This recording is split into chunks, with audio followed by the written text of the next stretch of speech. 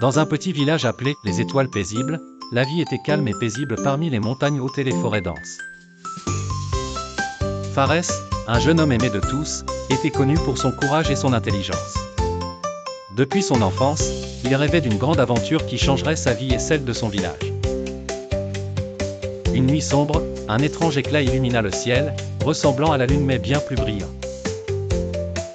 En même temps, les villageois entendirent un grondement profond venant de la forêt environnante.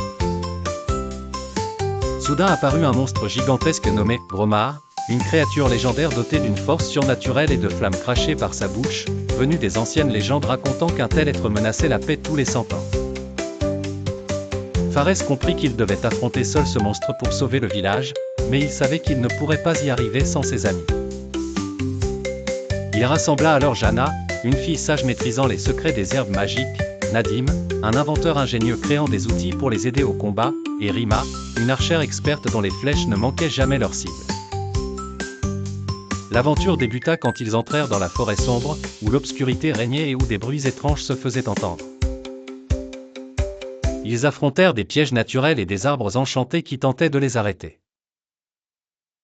Jana utilisa ses connaissances pour fabriquer des sorts avec des herbes repoussant les ténèbres, Nadim détecta les pièges avec ses inventions, tandis que Rima protégeait le groupe en tirant ses flèches sur des créatures étranges.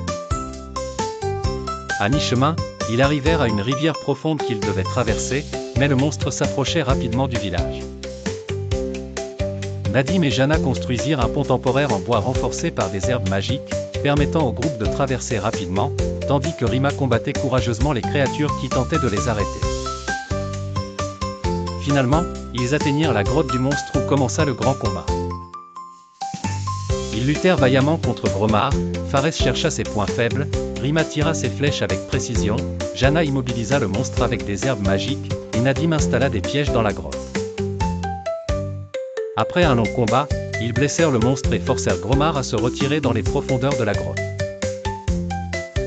Là, ils découvrirent une porte magique menant à un autre monde rempli de mystères.